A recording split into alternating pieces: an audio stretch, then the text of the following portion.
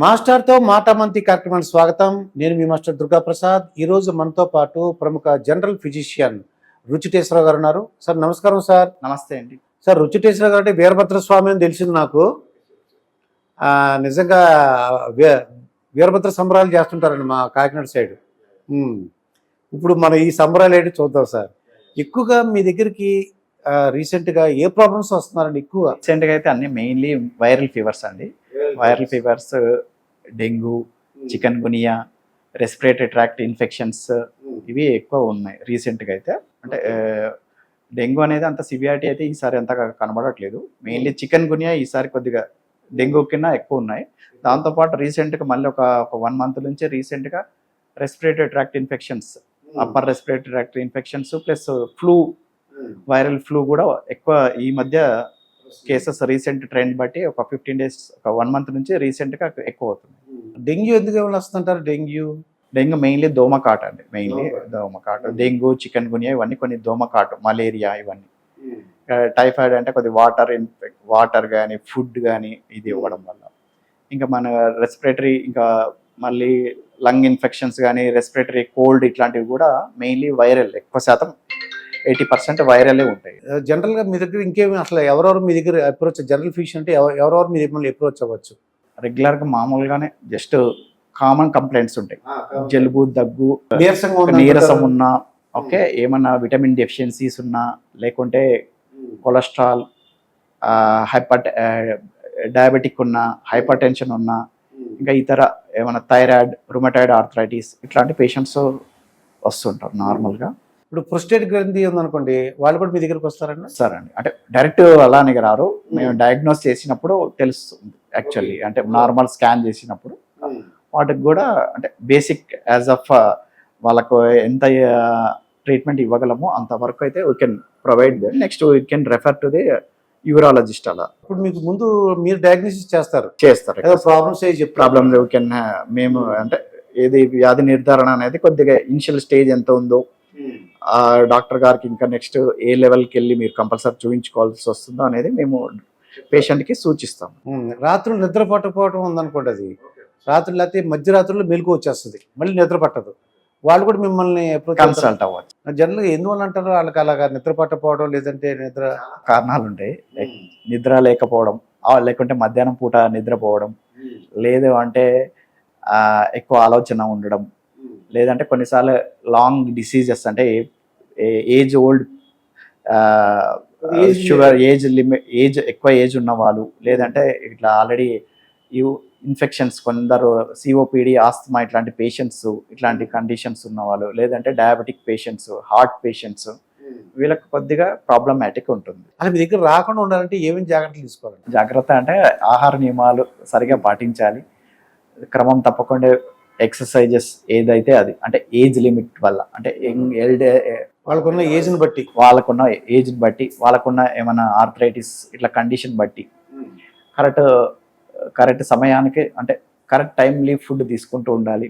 Okay, health habits అంటే correct 8 hours of sleep ఉండడము, కొద్దిగా ఆలోచన విధానం మార్పు, ఓకే, ఆహార నియమాలు ప్లస్ రోజువారీ వ్యాయామాలు ఇవి చేసుకుంటే ఇంకా ఏదొచ్చినా వెంటనే పరిగెత్తకుండా జస్ట్ ఫస్ట్ ఎయిడ్ ట్రీట్మెంట్ లాంటిది, అంటే ఇప్పుడు మరీ ఏమైనా సివియారిటీ వస్తేనే హాస్పిటల్కి రావడం బెటర్ ఫస్ట్. అంటే గుండె నీరసంగా ఉంది, అదే ఆ కండిషన్స్కి అయితే ఎమర్జెన్సీగా రావాల్సి వస్తుంది. అంటే పేషెంట్ ఏదన్నా కొన్ని సివియర్ కండిషన్స్, అంటే దగ్గు తగ్గకపోవడం ఒక 4 రోజుల నుంచి, లేదంటే నడుస్తుంటే ఆయాసం వస్తూ ఉండడం, అంటే కొన్ని గుండె వ్యాధులు అండర్లయింగ్ కూడా ఉండొచ్చు. అవి ఏంటంటే కొద్దిగా దూరం నడిచినా కూడా ఆయనకు ఈ బ్రీతింగ్ ప్రాబ్లం కానీ ఆయాసం కానీ రావడం, ఇదొక కారణాలు. లేదంటే జ్వరం ఎంత పాటికి తగ్గకపోవడము, ఓకే, ఇట్లా కొన్ని వేరే లక్షణాలు కూడా ఉంటాయి. ఆ కండిషన్ బట్టి పేషెంట్ వచ్చి. తర్వాత ఆస్మా వాళ్ళు కూడా మీ దగ్గర ముందు మీరు డిటెక్ట్ చేస్తారేమో ఆస్మా ఉందరా బాబు అని? ఆస్తమా కానీ ఇన్ఫెక్షన్, సిఓపిడి అంటారండి, అది స్మోకర్కి ఎక్కువ వస్తుంటుంది. దాంతోపాటు వేరే ఈ మన డస్ట్, రోజువారీ డస్ట్ ఉండడం వల్ల, అలర్జీ పేషెంట్స్ వాళ్ళు కూడా. అయితే ఎలర్జీ వాళ్ళు కూడా మిమ్మల్ని అప్రోచ్ అవుతారు? అంటే రకరకాల అలర్జీస్, సింపుల్ అలర్జీస్, ఇంట్లో దుమ్ము ధూళి వల్ల ఉండే అలర్జీస్ ఉంటాయి, సింపుల్ నార్మల్ మేనేజ్మెంట్ ఉంటుంది. కొందరికి అంటే ఫుడ్ అలర్జీ, కొందరికి ఏంటంటే సీజన్ వేరియేషన్ ఉండే బట్టి మనం ఈ చల్ల వాతావరణం అయితే దగ్గు రావడం ఇట్లాంటివి ఉంటాయి. బ్రాంకైటిస్, అలర్జిక్ బ్రాంకైటిస్ అంటారు, నీళ్లు కారడం రైనైటిస్ అంటారు. ఇట్లా అవి సీజనల్ చేంజ్ అవుతూ ఉంటాయి, అట్లా అది వేరే అవుతుంది. ఇంకోటి ఫుడ్ అలర్జీస్, ఇట్లా రకరకాల అలర్జీస్ ఉంటాయి, చాలా రకాల అలర్జీస్. ఆ ఫుడ్ ఎలర్జీ జనరల్ గా ఏదో ఒక కూర పర్టికులర్ తిన్నప్పుడు వాళ్ళకి ఏమో దురదలాగా వస్తాయంట. వస్తాయి, ఎర్రటి ర్యాషెస్ వస్తుంటాయి. కొన్నిసార్లు డేంజర్ అంటే ఒక్కసారి బ్రీతింగ్ డిఫికల్టీ వచ్చి గొంతు అంతా ఈ ముఖం అంతా వాపు రావడం, పెదాల్లో వాపు రావడం, ఎనాఫిలాక్సిస్ అంటాం. అది ఉన్నప్పుడు ఎమర్జెన్సీగా వచ్చి ట్రీట్మెంట్ తీసుకోవడం బెటర్. అంటే అవి చాలా రేర్ కేసెస్గా జరుగుతుంటాయి, చాలా తక్కువ మోతాదు. మామూలుగా అయితే దద్దులు ఇట్లాంటివి వచ్చేస్తాయి. దద్దుతో పాటే ఇచ్చింగ్, దురదలు ఇవన్నీ వచ్చేస్తాయి. రీసెంట్ గా కొన్ని సెంట్రల్ గవర్నమెంట్ కొన్ని మందులను బ్యాన్ చేస్తుందని చెప్తున్నారండి. ఎందువల్ల బ్యాన్ చేస్తారండి? అంటే నార్మల్ గా పారాసెటమాల్ అనో సిట్రిజిన్ అటువంటి అంటే నార్మల్లీ కొన్ని కాంబినేషన్స్ ఉంటాయి. ఒక 3 types ఆఫ్ మెడికేషన్స్, 2 types అంటే ఇర్రేషనల్ కాంబినేషన్ అంటారు వాటిని. అంటే ఇప్పుడు మామూలు సింపుల్ పారాసెటమాల్ విత్ ఇప్పుడు మామూలు పెయిన్ ఉంది అని అనుకోండి, దానికి పారాసెటమాల్ యాడ్ చేస్తారు, విత్ పెయిన్ కిల్లర్ ఒకటి యాడ్ చేస్తారు. ఓకే, అంత కొన్నిసార్లు అంత అవసరం ఉండదు అనమాట. అవి యూసేజ్ పేషెంట్ కూడా డైరెక్ట్ యూసేజ్ ఎక్కువ అవుతున్నాయి అనమాట. అదొకటి. దానివల్ల కొద్ది కిడ్నీ దెబ్బతినడం కానీ, లివర్ దెబ్బతినడం కానీ, కొన్నిసార్లు కొన్ని పేషెంట్స్కి బాడీ అంతా కొన్నిసార్లు ఏమైపోతుందంటే మొత్తం బాడీ అంతా ర్యాషెస్ వచ్చి ప్రాణాంతకం కూడా అయ్యే ఛాన్సెస్ ఉంటాయి. దానివల్ల అన్నెసెసరీ మెడికేషన్స్ కొన్ని డ్రగ్ కంపెనీస్ ఒక 2 బ్యాన్ చేస్తారు. అంటే వాళ్ళకి రిపోర్ట్స్ వచ్చి ఉంటాయండి, అంటే ఇలా వాడుతుంటే ఏదో ప్రాబ్లమ్స్ వస్తున్నాయి. రీసెంట్గా ఒక ఆఫ్రికన్ కంట్రీస్కి Indian manufacturers pharmaceutical companies cough medications వల్ల కొద్దిగా ఏదో జరగడం వల్ల కూడా బ్యాన్ చేశారు WHO. సేమ్ అలాంటి ఇష్యూస్ ఉంటే కొద్దిగా ఈ డ్రగ్ కంపెనీస్ చూసి మామూలుగా DCGI అంటారు, అది మానిటరింగ్ చేస్తూ ఉంటారు. ఏ కాంబినేషన్స్ పేషెంట్ కొద్ది బెనిఫిట్ ఉంటాయో, ఏ కాంబినేషన్స్ అయితే మనకు సైడ్ ఎఫెక్ట్స్ ఎక్కువ ఉంటాయో. మామూలు ప్రతి drug is also as a poison, ప్రతి డ్రగ్. కానీ డాక్టర్ సలహాతో మోతాదు మించకుండా తీసుకోవాలి. ఇప్పుడు ఎగ్జాంపుల్ ప్రిస్క్రిప్షన్ బేస్డ్, ఇప్పుడు పెయిన్ కిల్లర్ అనుకోండి, కొంత పేషెంట్కి ఒక్కొక్కసారి ఒక్క డోస్కే కిడ్నీ ఇంజురీ అయ్యే ఛాన్సెస్ ఉంటాయి కొందరికి, అందరికీగా. ఒకళ్ళకి 5 days చెప్పాక కూడా 5 days తర్వాత కాకుండా ఒక 10 రోజులు వాడుతున్నారు అంటే కిడ్నీ ఎఫెక్ట్స్ ఛాన్సెస్ ఎక్కువ ఉంటాయి. ఇంకోటి దాంతోపాటు కొన్నిసార్లు హార్ట్ స్ట్రోక్స్ రావడం కూడా జరగవచ్చు. కొన్ని ఇంకా అంటే అది ఎక్కువ శాతం ఎల్డర్లీ పీపుల్, పెద్ద వయసు ఉన్న వాళ్ళు, లేదంటే ఆల్రెడీ వాళ్ళు షుగరు బీపీ ఉన్న వాళ్ళకు కొద్దిగా స్ట్రోక్ ఛాన్సెస్ కానీ ఉంటాయి. కొన్నిసార్లు ఆ పెయిన్ కిల్లర్స్ వాడడం వల్ల మనకు బీపీ కూడా వచ్చే ఛాన్సెస్ కూడా ఉన్నాయి. ఇప్పుడు కిడ్నీ, లివరు, హార్ట్ ఈ 3 చక్కగా ఉండాలనుకోండి, ఆరోగ్యవంతంగా ఉండాలంటే ఎటువంటి జాగ్రత్తలు తీసుకోవాలంటారు?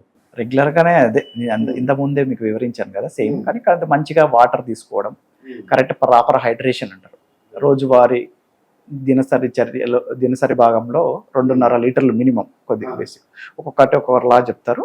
2 liters 2.5 liters. అంటే మనకు యూరిన్ వెళ్తే వైట్ కలర్ ఉండాలన్నమాట. ఎల్లో అంటే కొద్దిగా డీహైడ్రేటెడ్ ఉన్నట్లు. ఓకే, ఇవన్నీ కొద్దిగా బాడీలో ఉన్న లవణాలని కొద్దిగా మెయింటైన్ చేస్తూ ఉంటుంది. అట్లా మెయింటైన్ చేస్తుండడం కరెక్ట్. లివర్ అంటే కొద్దిగా ఎక్కువ ఫుడ్, ఆహార నియమాలు మెయిన్లీ. లివర్ అయితే ఆహార నియమాలు, ఇంకా మందులు కూడా చూసుకుంటూ వాడుతూ ఉండడం రెగ్యులర్గా. ఇప్పుడు పెయిన్ కిల్లర్స్ ఇట్లాంటి కొన్ని అవాయిడ్ చేసే మందులు ఉంటాయి, అవి కొద్దిగా డాక్టర్ పర్యవేక్షణలో తీసుకోవడం ఉత్తమం. యాక్చువల్ అంటే లిమిట్ పర్ డే ఎన్ని లీటర్స్ ఆఫ్ వాటర్ తీసుకోమంటారు? 2.5 వరకు. ఇంకా కిడ్నీ ఇట్లా ఇష్యూస్, కొంతమందికి హార్ట్ ఇష్యూస్ కానీ కొందరికి ఉన్నప్పుడు డాక్టర్ గారు సలహా మేరకు కొద్దిగా రిస్ట్రిక్షన్ చేస్తారు. అంటే కొద్దిగా 1 liter, కొందరికి ఓన్లీ. ఇప్పుడు ఒక కిడ్నీ ఫెయిల్ అయిపోయింది, పేషెంట్స్కి అసలు యూరినే రాదు, ఇంకా డయాలసిస్ అంటే ఆ పేషెంట్కి ఒక రోజు వారుగా ఒక 500 ml చెప్తారు. ఓకే, 500. లేదు పేషెంట్ హార్ట్ ఫంక్షన్ కొద్దిగా లో ఉంది అంటే ఏమవుతుందంటే ఒత్తిడి పడకుండా ఉండడానికి, గుండె మీద కానీ కిడ్నీ మీద ఒత్తిడి పడకుండా ఉండడానికి 1 liter ఆ పేషెంట్ యొక్క కండిషన్, కెపాసిటీ, ఆ కండిషన్ బట్టి ఆయనకున్న ఆల్రెడీ ఉన్న కొన్ని ఫంక్షన్స్ ఉంటాయి. కిడ్నీ ఫంక్షన్, కిడ్నీ ఫంక్షన్ పరంగా కానీ గుండె ఫంక్షన్ పరంగా లిమిట్ ఎంత చేయాలో అది చెప్తారు. అంటే ఈ ఆల్కహాల్ వలన లివర్ ఏదో గట్టి పడిపోద్ది అంటారు, అదే ఆల్కహాల్ తీసుకోవడం వలన లివర్ గట్టి ఆల్కహాల్ తీసుకోవడం వల్ల జరుగుతుంది అది. ఇంకో కొన్నిసార్లు non alcoholic fatty liver disease అంటారు ఈ మధ్య. అంటే మన లైఫ్ స్టైల్ అంటే ఎక్కువ ఎక్కువ సెడెంటరీ లైఫ్ అంటారు, ఎక్కువ ఏమి పని చేయకపోవడం, ఎక్కువ కూర్చోవడం వల్ల, దానివల్ల బరువు ఉన్న వాళ్ళల్లో, ఆల్రెడీ షుగర్ పేషెంట్ ఉన్న వాళ్ళల్లో, కొలెస్ట్రాల్ ఉన్న వాళ్ళలో, నార్మల్ ఆల్కహాల్ తీసుకునే వాళ్ళకి కొలెస్ట్రాల్ లెవెల్స్, ట్రైగ్లిజరైడ్ లెవెల్స్ ఇవన్నీ కొద్దిగా ఎక్కువ ఉంటాయి. అలా కాకుండా ఇతరుల అదర్స్ అంటారు, అదర్స్ అంటే వీళ్ళు అనమాట, డయాబెటిక్ పేషెంట్స్ కానీ వీళ్ళకి కూడా, లేదంటే సరైన వ్యాయామం లేని వారికి కూడా ఇది లైఫ్ స్టైల్ వల్ల వచ్చే లివర్ డిసీజెస్ అంటారు వీటికి. ఇంకా డాక్టర్ గారు కొత్తగా మేము వినే మాట ఆర్టిఫిషియల్ ఇంటెలిజెన్స్. ఈ ఆర్టిఫిషియల్ ఇంటెలిజెన్స్ గురించి మన డిపార్ట్మెంట్కి అయినా పనిచేస్తారు అంటే మన ఎస్పెషల్లీ ఫిజిషియన్స్కి, జనరల్ ఫిజిషియన్కి అయినా ఉపయోగపడితే మీరేమైనా అబ్జర్వ్ చేశారా? అంటే రీసెంట్ వస్తుంది, ఇంకా చూడాలండి, అది ప్రయోగాలలో ఉంది. అంటే కొన్ని యాప్స్ కొద్దిగా వచ్చాయి యాక్చువల్, కొన్ని కంపెనీస్ అంటే మన ఫేస్ రీడింగ్ చూసి, మీ ఫేస్ చూస్తే ఓకే యువర్ బాగున్నారు అట్లా, అది దాని రీడింగ్ చూసి చూడగానే హెల్త్ ఎలా ఉంది జనరల్ గా చూపాలి. అంటే ఇంకా అబ్నార్మల్ అంటే మనం చెప్పలేము, కానీ పేషెంట్ ఫేస్ లుక్ తో వీటితో పారామీటర్స్, కొన్ని పారామీటర్స్ ఉంటాయి, దాన్ని బట్టి కొద్దిగా భవిష్యత్తులో అది ఇంకా దాని గురించి ఫ్యూచర్లో వాళ్ళు ఏదో కంపెనీలు డెవలప్ చేస్తున్న ఐ స్కాన్ చేస్తారటండి. ఐ స్కాన్ చేసేసరికి మొత్తం వాడి బీపీ, షుగరు, రాబోయే రోజుల్లో వాడికి వచ్చే క్యాన్సర్, కొద్దిగా రిస్క్ ఫ్యాక్టర్స్ అంటారు అవి. అంటే ఇప్పుడు ఇంకా ఇవన్నీ కూడా చూడండి, ఎక్స్రేలు, తర్వాత ఎంఆర్ఐ స్కాన్లు ఇంకే ఉండవటండి వీళ్ళు ఫ్యూచర్లో అదే అలాగ ఉండొచ్చు, ఛాన్సెస్ ఉన్నాయి. ఐ స్కాన్ చూసినప్పుడు ఆల్మోస్ట్ ఒక పేషెంట్ ఆయనే ఉన్నారు అనుకోండి, భవిష్యత్తులో ఆయనకు డయాబెటీస్ ఉన్న వాళ్ళకైతే ఆల్రెడీ మార్పులు వచ్చేసి ఉంటాయి, డయాబెటీస్ కానీ, హైపర్ టెన్షన్ కానీ, హార్ట్ డిసీజెస్ కానీ ఆర్టిఫిషియల్ ఇంటెలిజెన్స్ లో తెలుసుకోవచ్చు. కొన్ని ఇంకా అంటే యాప్స్ వస్తున్నాయి, యాప్స్ ద్వారా వస్తున్నాయి, కొన్ని కంపెనీస్ తీసుకొస్తున్నాయి. ఇంకా ఫుల్ ఫ్లెడ్జ్డ్ ఇంకా చూడాలి దాని రిజల్ట్స్ ఎట్లున్నాయో అనేది. ఇప్పుడు జనరల్గా ఏంటంటే ప్రతోడు వైఫ్ అండ్ హస్బెండ్ వర్క్ చేసుకుంటున్నారండి, వాళ్ళ అమ్మా నాన్నలు అంటే సీనియర్ సిటిజన్స్ ఎలా ఉంటే బాగుంటుందంటే, వాళ్ళు అంటే ఆరోగ్యవంతంగా ఉండాలంటే సీనియర్ సిటిజన్లు, అలాగే చిన్నపిల్లలు, ఆడవాళ్ళు అసలు ఎలా ఉంటే బాగుంటుంది సీనియర్ సిటిజన్? సీనియర్ సిటిజన్స్ అంటే ఈ ఏరియాలో మాకు నేను ప్రాక్టీస్ లో కొద్దిగా సీనియర్ సిటిజన్స్ ఉంటారు. బికాజ్ ఏంటంటే చాలా మంది అవుట్ ఆఫ్ కంట్రీలో ఉండడం, వాళ్ళ పిల్లలు అంటే యాజ్ ఆఫ్ వాళ్ళు రెగ్యులర్ గా హెల్త్ చెకప్స్ కంపల్సరీగా చేసుకుంటూ ఉండడం, దాంతోపాటు రెగ్యులర్ గా వాళ్ళ ఇంట్లో కూడా మానిటరింగ్ చేసుకుంటూ ఉండడం, అంటే రెగ్యులర్ గా షుగర్ చెక్ చేసుకోవడం, సెల్ఫ్ గా పేషెంటే సెల్ఫ్ గా బ్లడ్ ప్రెషర్ చూసుకుంటూ ఉండడం, కొద్దిగా ఫుడ్ తీసుకోవడం విషయంలో, ఆహారం తీసుకోవడంలో కొద్దిగా వాళ్ళు నియమాలు పాటిస్తున్నారు. అంటే చూసినంత వరకు అయితే ఆల్మోస్ట్ చాలా మంది వరకు అయితే నాకు వచ్చే వాళ్ళు అయితే ఓకే, అంటే దే ఆర్ మెయింటైనింగ్, అంటే వాళ్ళకు హెల్త్ కాన్షియస్ ఒక ఏజ్ వాళ్ళకి కంపల్సరీ వచ్చేస్తుంది అనమాట. 30-40 ఇయర్స్ వాళ్ళకి వచ్చిందంటే కొద్దిగా కాన్షియస్నెస్ రాదు. 60+ వాళ్ళకు ఉన్నప్పుడు కొద్దిగా అంటే కొంత పర్సంటేజ్ ఎక్కువ ఉంటుంది వీళ్ళది. వాళ్ళు కొద్దిగా జాగ్రత్త పడడం అయితే చాలా జాగ్రత్త పడుతూ ఉంటారు. దాంతోపాటు కొద్దిగా నియమాలు కొద్దిగా పాటిస్తూ ఉంటారు, కొద్దిగా చెప్పినవి కొద్దిగా చేస్తూ ఉంటారు. అవి చేసుకుంటే కొద్దిగా నియమాలు అంటే రెగ్యులర్గా వాళ్ళైతే వాళ్ళ లైఫ్ డైలీ ఉదయం లేవగానే వ్యాయామం చేయడం కానీ, వాకింగ్ చేయడం కానీ, కొద్దిగా ఫైబర్ తీసుకోవడం, ఫ్రూట్స్ కానీ, వెజిటబుల్స్ కానీ, ఇంకా యోగా, ఇట్లా వాళ్ళకి నచ్చిన విధంగా వాళ్ళు ఎక్సర్సైజ్ చేయడం వల్ల కొద్దిగా చక్కగా నిద్రపోవడం, ఒక 8 to 7 hours పడుకోవడం. ఏజ్ 80-90 అంటే కొద్దిగా నిద్ర అనేది కొద్దిగా తక్కువ ఉండే ఛాన్సెస్ ఉంటాయి. అదే రేర్ గా వస్తుంటారు వాళ్ళు, తక్కువ. ఎక్కువ 60-70+ అయితే కొద్దిగా రెగ్యులర్ గా వస్తుంటారు. వాళ్ళు కొద్దిగా నియమాలు అయితే ఎక్కువ శాతం అయితే పాటిస్తారు. ఎక్కువ శాతం ఎందుకంటే వాళ్ళకి ఆల్రెడీ కొద్దిగా ఒక రకమైన భయం ఉంటుంది మనకు, అంటే వాళ్ళకి ఓకే ఈ షుగర్ వచ్చింది కాబట్టి కిడ్నీ కూడా డ్యామేజ్ అవుతుందనే ఒక అవగాహన ఉంటుంది కాబట్టి వాళ్ళే కొన్ని జాగ్రత్తలు కూడా వాళ్ళ సైడ్ నుంచి కూడా అడుగుతూ ఉంటారు. ఓకే, మేము సలహాలు ఇస్తూ ఉంటాం. ఓకే అండి. ఇంకా పిల్లల గురించి తల్లిదండ్రులు ఎటువంటి జాగ్రత్తలు తీసుకోవాలంటారు? పిల్లల గురించి అంటే రెగ్యులర్ గా ఇంకా పిల్లలకు ఉన్న ఆహార అలవాట్లు, యాక్చువల్లీ సీజన్ వచ్చింది అనుకోండి, ఈ వైరల్ ఫీవర్స్ కానీ, ఇట్లాంటి దగ్గు కానీ, ఇట్లాంటి బయట ఫుడ్ తినడం వల్ల, ఇట్లా జస్ట్ దానివల్ల తినడం వల్ల అంటే తగ్గించాలి. అంటే సీజన్ వల్ల, అంటే ఇప్పుడు వర్షం పడుతుంది అనుకోండి, అలా ఉన్నప్పుడు కండిషన్స్ లో ఒక్కొక్కసారి ఈ గొంతు నొప్పితో పాటు కానీ వైరల్ ఇన్ఫెక్షన్స్ వచ్చే ఛాన్సెస్ ఎక్కువ ఉంటాయి. దాంతోపాటు టైఫాయిడ్ కానీ, కలరా కానీ ఇట్లాంటివి ఎక్కువ అంటే ఆహారం వల్ల రావచ్చు. గ్యాస్ట్రోఎంటరైటిస్ అంటారు. ఇవన్నీ ఆహారం కల్తీ అవ్వడం వల్ల, లేదంటే నీరు కల్తీ అవ్వడం వల్ల ఛాన్సెస్ ఎక్కువ ఉంటాయి. మెయిన్లీ ఇంకోటి ఆహార నిల్వ ఉంచింది, ఎక్కువసేపు నిల్వ ఉంచింది, అది పాడైపోవడం వల్ల కూడా రావచ్చు. మరి కొంతమంది ఆడవాళ్ళకి మెనోపాజ్ దశ ఉందని తెలియదండి వాళ్ళకి, చాలామందికి. నాకు కూడా అంటే పేరెంట్స్ వచ్చి చెప్పారు కాబట్టి నాకు తెలిసింది, స్కూల్స్ ఉన్నాయన్నమాట. వాళ్ళు తర్వాత తెలిసింది వాళ్ళకి, అంటే ప్రతి ఆడవాళ్ళకి మెనోపాజ్ దశ ఉంటుందని, ఇలాగ వాళ్ళు మెన్సెస్ అన్నీ కూడా మంత్లీ ఆగిపోతాయని, అప్పుడు కొన్ని కాంప్లికేషన్స్ వస్తాయని సంగతి వాళ్ళకి తెలియదండి. అదే అంటే బేసికలీ వాళ్ళకి కొద్ది బాడీలో చేంజెస్, హార్మోనల్ చేంజెస్ అంటారు. 40-45 ప్లస్ అయినాక ఎక్కువ శాతం మెనోపాజ్ అటైన్ అవుతారు. కొంతమంది మహిళలకు ఒక్కోసారి కొన్ని కారణాల చేత ముందే హిస్టెక్టమీ గర్భసంచి తీసేసి ఉంటారు. ఇట్లాంటి వాళ్ళకి భవిష్యత్తులో కొద్దిగా ఏంటంటే ఎక్కువ కాల్షియం, విటమిన్ డి ఇట్లాంటివి తగ్గే లక్షణాలు ఎక్కువ ఉంటాయి. తర్వాత అది భవిష్యత్తు రిస్క్ ఫ్యాక్టర్స్ అంటారు ఇవన్నీ వాళ్ళకి. వీళ్ళు ఈ జాగ్రత్తలు వాళ్ళ ఏజ్ పెరిగే కొద్దీ తర్వాత కొద్దిగా అంటే కొందరికి ఆస్ట్రోపోరోసిస్ అంటారు. ఇవన్నీ ఏంటంటే ఇప్పుడే కాదు, ఇవన్నీ జాగ్రత్తలు చూసుకుంటూ ఉండాలి అంతే.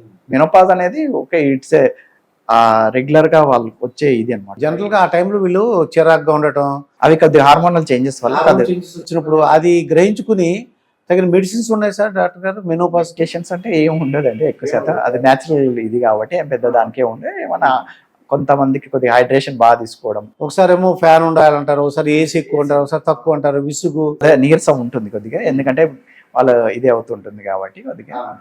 ఇంకా ఫైనల్గా మొత్తం మీ దగ్గర రాకుండా ఉండాలంటే, ఆఖరిగా అందరూ అంటే ఆరోగ్యంగా ఉండాలంటే ఏం జాగ్రత్తలు తీసుకుంటే బాగుంటుంటారు? వాళ్ళ ఆహార నియమాలలో ఎక్కువ శాతం వెజిటబుల్స్, ఫ్రూట్స్ రెగ్యులర్గా తీసుకునే దాంట్లో కొద్దిగా ఎక్కువ మోతాదులో ఉంటే బెటర్. అంటే ఎనిమల్ ఫ్యాట్ కింద, అదే ఎనిమల్ ప్రోటీన్ కింద వెజిటబుల్ ప్రోటీన్ ఉండడం బెటర్. ఎనిమల్లో అయితే ఎక్కువ శాతం కొద్దిగా ఫిష్ ఐటమ్ కొద్దిగా మటన్స్ ఇట్లాంటివి, ఈ రెడ్ మీట్ అంటారు దాన్ని, అవి కొద్దిగా తగ్గించుకోవడం చాలా శ్రేయస్కరం. ఈ వ్యాయామం, ఎక్సర్సైజ్ ఒక 30 to 40 minutes in a day అట్లా చేసుకుంటే బెటర్.